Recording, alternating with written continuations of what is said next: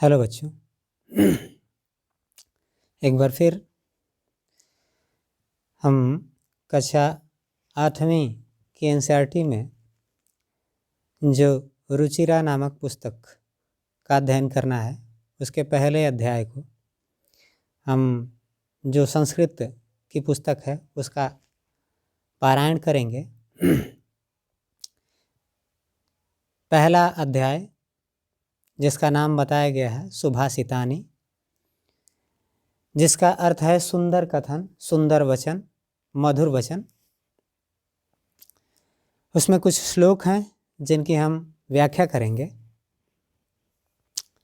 पहला श्लोक है गुणाः गुणज्ञेषु गुणा भवन्ति ते निर्गुणं प्राप्य भवन्ति दोषाः सुस्वादुतोया प्रभवन्ति नद्यः समुद्रमासाद्य भवन्ति अपेय। कह रहा कि गुणाः गुणज्ञेषु गुणा भवन्ति,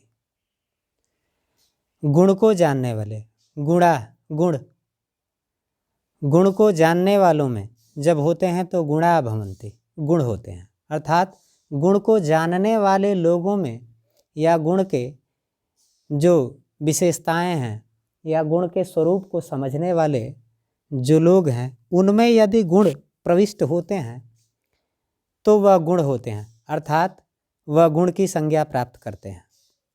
ते निर्गुणम प्राप्य भवन्ति दोषा, वही गुण यदि निर्गुणियों में चले जाएं, अर्थात गुण को न जानने वाले हों, तो वही गुण भवन्ति दोषा, दोष हो जाते हैं। अर्थात कहने का तात्पर्य है कि यदि कोई चीज़ किसी ऐसे व्यक्ति के हाथ में दे दी जाए जो बड़े काम की हो, लेकिन वह उसकी उपयोगिता को न जानता हो कि कहाँ उपयोग करना है, तो वह वस्तु उपयोगी होने के बावजूद भी उस व्यक्ति के पास रहकर अनुपयोगी ही होगी, अर्थात वह उसका इस्तेमाल नहीं कर पाएगा। तो इसी तरह गुणों की भी संज्ञा है। यदि वह गुण को जानने वाले व्यक्ति के पास पहुंच जाते हैं तो वह गुण होते हैं, लेकिन गुण की विशेषता न जानने वाले व्यक्ति के पास यदि वह पहुंचते हैं तो गुण नहीं बल्कि दोष हो जाते हैं। ठीक वैसे ही सुस्वादुतो या प्रभवन्ति नद्यः, सुस्वादु अर्थात अच्छे स्वाद से युक्त, तोया जल वाली, प्रभवन्ति नद्यः नदियाँ जब उत्पन्न होती हैं, निकलती हैं, तो वह अच्छे स्वाद वाले जल से युक्त होती हैं। समुद्रम आसाद्य भवन्ति अपेया, लेकिन समुद्र में आ करके या समुद्र में गिर करके भवन्ति होती हैं, अपेया अर्थात न पीने योग्य। कहने का तात्पर्य है कि जब तक वह सही जगह थी तो वह अच्छी थी, लेकिन जब वह बुरी जगह पहुंच गई तो वही अच्छा जल बुरा जल हो जाता है, अर्थात खारा हो जाता है। साहित्य संगीत कला विहीन साक्षात पशु पुक्ष विषाणहीन तृणम न खादन नपि जीवमान तद्भागदेयम परमम पशुना। कह रहा कि साहित्य संगीत कला से हीन हुआ व्यक्ति साक्षात पशु के समान है, जिसमें पूंछ नहीं है और सींग नहीं है, अर्थात पुच्छ विषाणहीन, अर्थात पूंछ और सींग से हीन साक्षात पशु के समान है, जिसमें साहित्य संगीत और कला न हो। ऐसे व्यक्ति के बारे में कहा गया है कि जो न साहित्य को समझ पाता हो, न संगीत को, न कला को, इन सब गुणों से जो हीन है वह व्यक्ति बिना पूंछ और सींग वाले पशु के समान है। तृणम न खाद्यन अपि जीवमान, जो तृण न खाने पर भी, अर्थात घास न खाते हुए भी जीवमान है, अर्थात जीव है। तद्भागदेयम परमम पशुना, उसका भाग्य, उसके भाग्य से परमम पशुना श्रेष्ठ हैं, अर्थात उससे श्रेष्ठ हैं परमम पशुना, श्रेष्ठ पशु। उसके स्वरूप से पशुओं को श्रेष्ठ बताया गया है।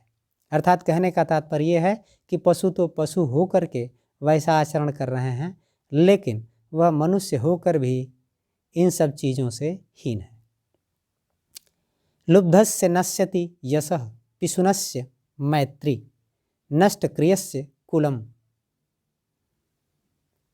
अर्थस्य अर्थ परस्य धर्मः, विद्या फलम व्यसनिनः, कृपणस्य सौख्यम, राज्यम प्रमत्त सचिवस्य नराधिपस्य। लुब्धस्य नश्यति यशः, लोभी की संगति नाश करती है यश को। अर्थात यदि लालची व्यक्ति या लालच की संगति कर ले व्यक्ति तो उससे उसका यश नष्ट हो जाता है।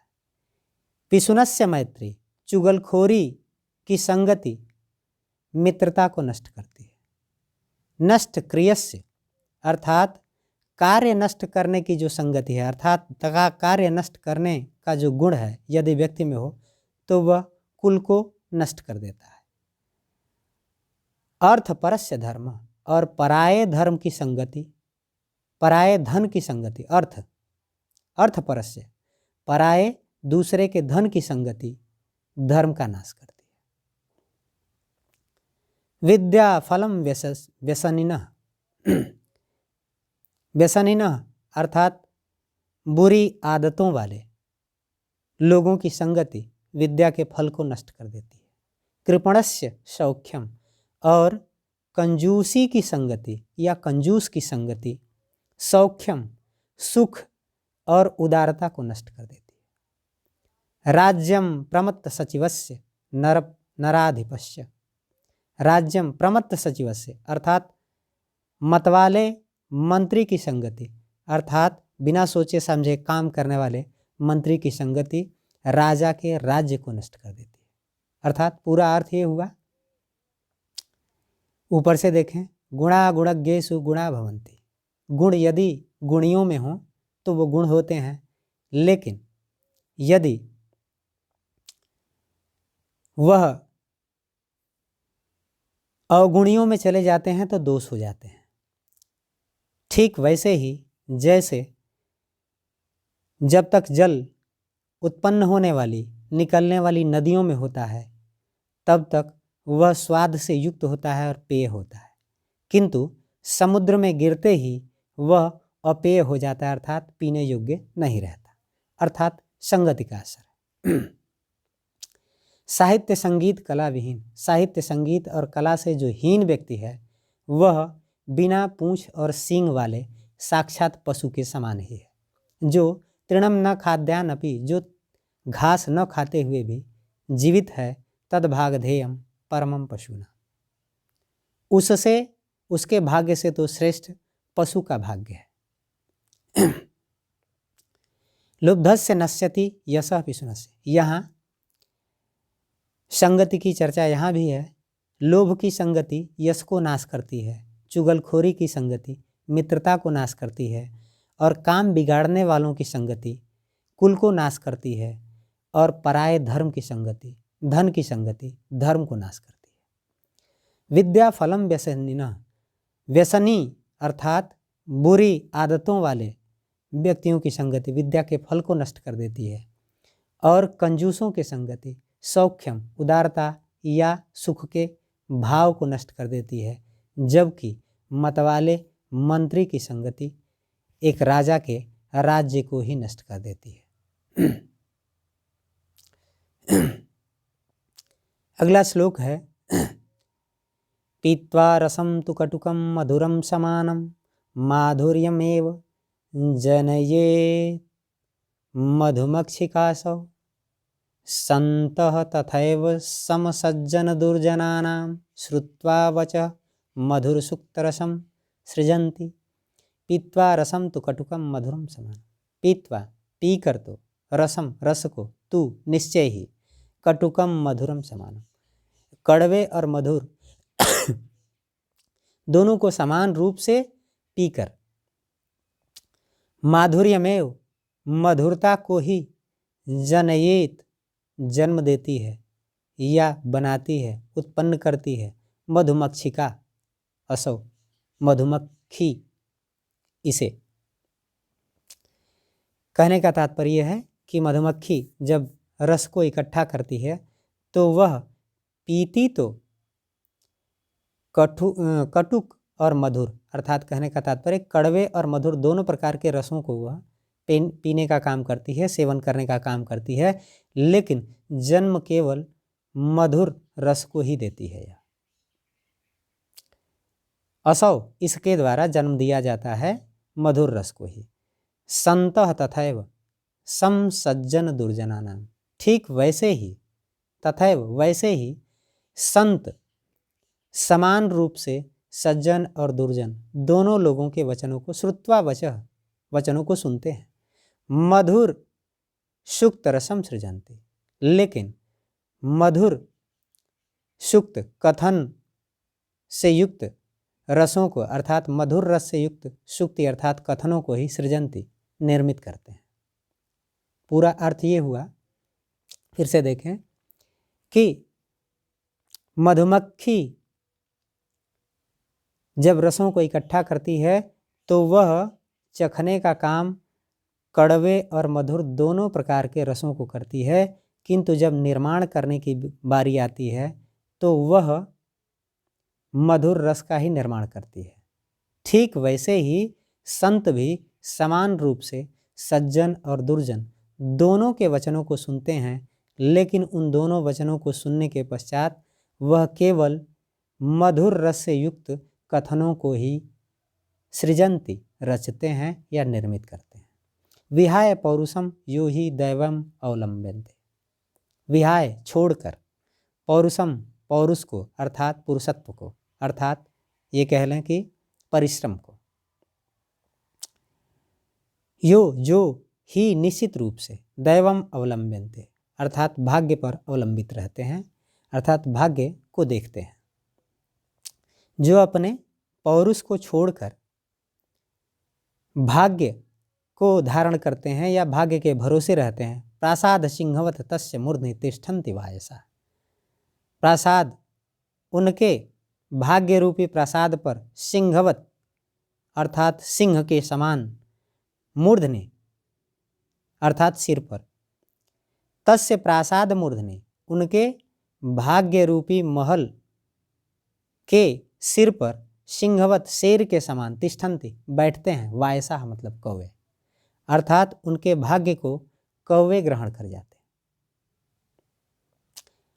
पुष्प पत्र फल छाया मूल वलकल दारुभि धन्या मरु महीरुहा येषां विमुखम यान्ति नार्थिना न अर्थिना। पुष्प पत्र फल छाया मूल बलकल अर्थात छाल, दारुभी अर्थात लकड़ियों के द्वारा, धन्या महीरुहा धन्य होते हैं, महीरुहा अर्थात वृक्ष, अर्थात वे वृक्ष धन्य होते हैं या धन्य हैं जो पुष्प पत्र अर्थात पत्ते, फल, छाया, मूल, जड़, बलकल अर्थात छाल और लकड़ियों के द्वारा युक्त होते हैं, अर्थात इनसे जो युक्त हैं वे वृक्ष धन्य हैं। महीरुहा वृक्ष धन्य है। येषां विमुखम यान्ति न अर्थिनः जिनसे विमुख नहीं होते हैं, अर्थिनः अर्थात स्वार्थी लोग अर्थात दूसरे जीव। वे वृक्ष धन्य हैं जो पुष्प पत्ते फल छाया छाल और लकड़ियों के द्वारा युक्त किए जाते हैं, अर्थात जो इन सब चीज़ों को जन्म देते हैं, जिनसे दूसरे जीव कभी विमुख नहीं हो पाते, अर्थात इन्हें छोड़ नहीं पाते या इनसे अलग नहीं हो पाते। चिंतनीया ही विपदाम आदाव एवं प्रतिक्रिया, चिंतनीया चिंतन करने योग्य है, ही मतलब निश्चित रूप से, विपदाम आदाव एवं प्रतिक्रिया विपत्ति आने पर प्रतिक्रिया करना, अर्थात विपत्ति आने पर विपत्ति के खिलाफ जाना निश्चित रूप से, अर्थात विपत्ति के समाधान को ढूंढना निश्चित रूप से चिंतनीय है। ठीक वैसे ही न कूप खननम युक्तम प्रदीप्ते वहनिना गृहे, नहीं कूप खननम, कूप अर्थात कुआं खोदा जाता है, ठीक वैसे ही जैसे कुआं नहीं खोदा जाता, युक्तम प्रदीप्ते वहनिना गृहे, अग्नि से युक्त जब लपटें जलने लगती हैं गृह अर्थात घर में। कहने का तात्पर्य है कि यदि जैसे घर में आग लगने के पश्चात उसे बुझाने के लिए कुआं नहीं खनते खोदते, उसी प्रकार विपत्ति आने के बाद उसकी प्रतिक्रिया अर्थात समाधान की तैयारी करना भी चिंतनीय है। अर्थात कहने का तात्पर्य है कि विपत्ति आने से पहले ही विपत्ति का सामना करने के लिए व्यक्ति को तैयार रहना चाहिए, न कि विपत्ति आने पर उसके समाधान के लिए सोचना चाहिए। तो ये था आपका इन सारे श्लोकों का अर्थ और व्याख्या अनुवाद। जो अगर वीडियो अच्छी लगी हो तो इसे लाइक करें, शेयर करें, चैनल को सब्सक्राइब कर दें और बेल आइकन को दबा दें, ताकि हमारी अगली वीडियो आपको आसानी से समय अनुसार प्राप्त हो सके। धन्यवाद।